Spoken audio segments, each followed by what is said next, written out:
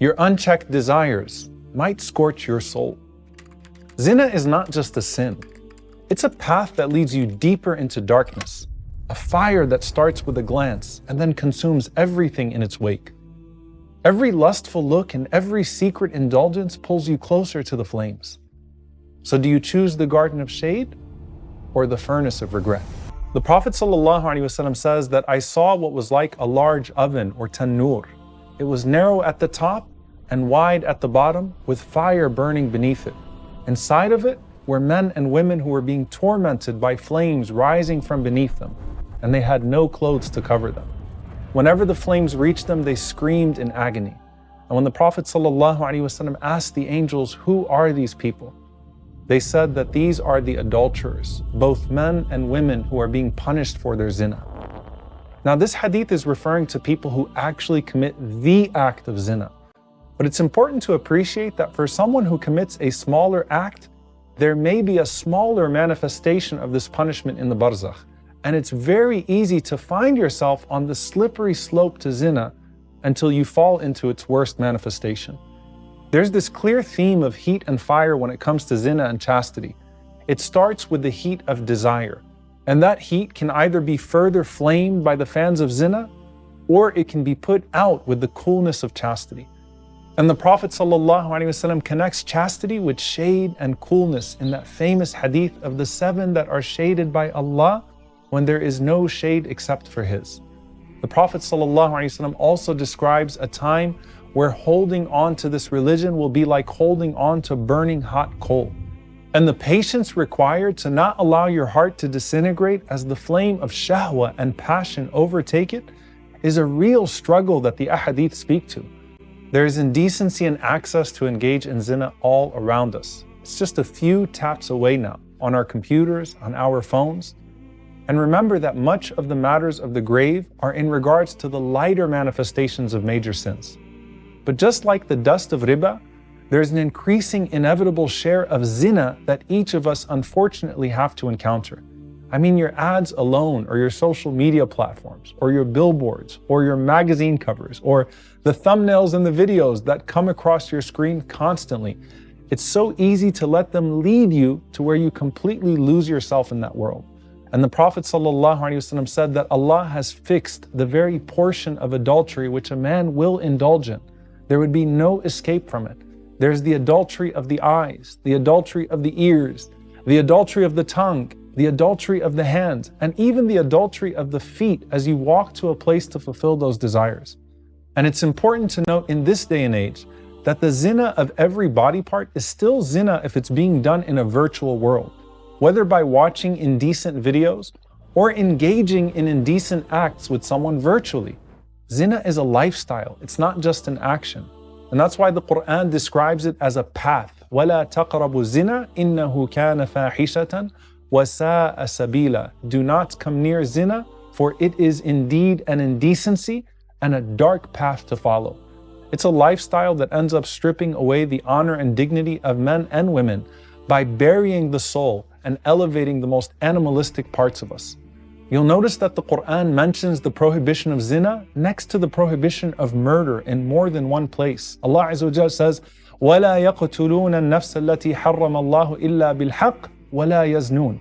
Some of the scholars said that of the wisdoms of this is that murder is the killing of the body, while zina is the killing of the soul. A person trapped on the path of zina may be dead before they even reach the barzakh, overcome with the fire of their passions that burn up their relationships, their ambitions, their dreams, their aspirations, as if they were in the oven that the Prophet ﷺ is speaking about in the barzakh already. And Imam Ibn al-Qayyim rahimahullah describes the final stage on the pathway to zina like an addiction that turns a person into a captured bird. But how did this happen?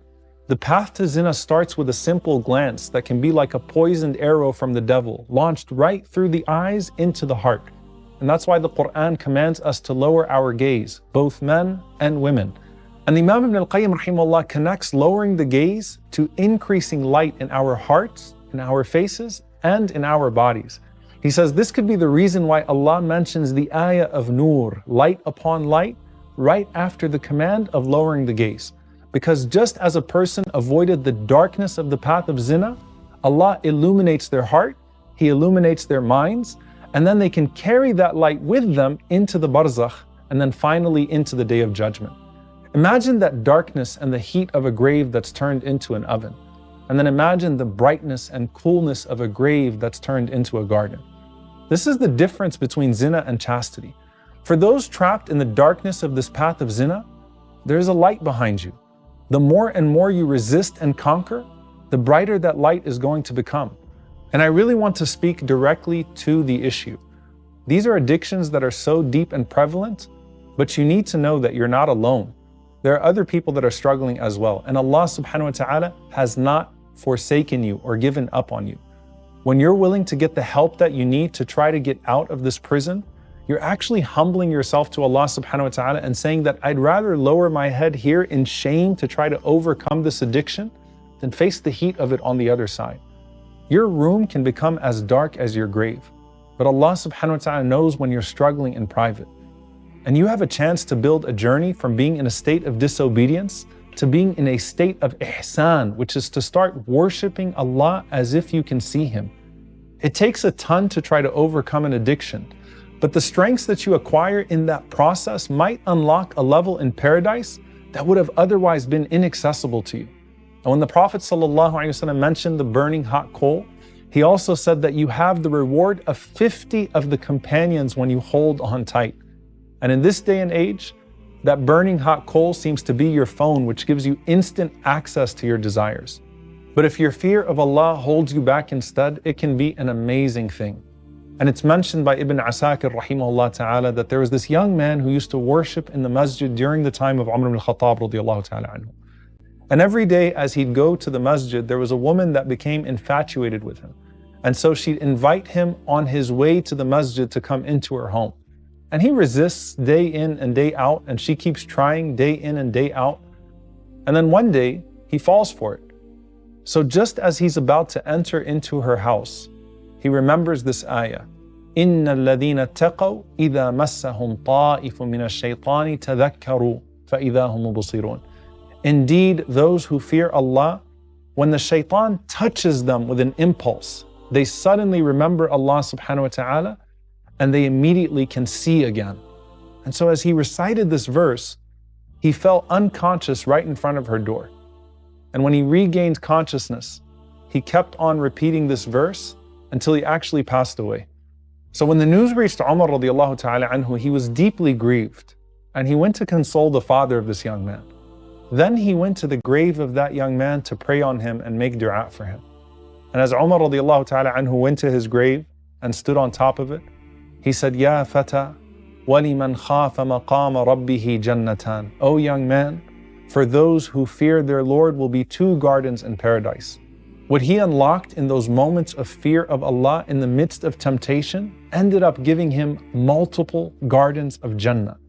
But you have to know that that fear of Allah wasn't generated in those few moments. It just kicked in at the right time. It was all that time in the masjid and with the Quran that he built up the spiritual resilience to hold himself in that moment. What's it like for you to open a mushaf and to sit in the corner of a masjid? Or to use your phone in the privacy of your room to read the words of Allah subhanahu wa ta'ala instead of indulging the cravings of your lower self? Will you allow the Quran to heal and protect you?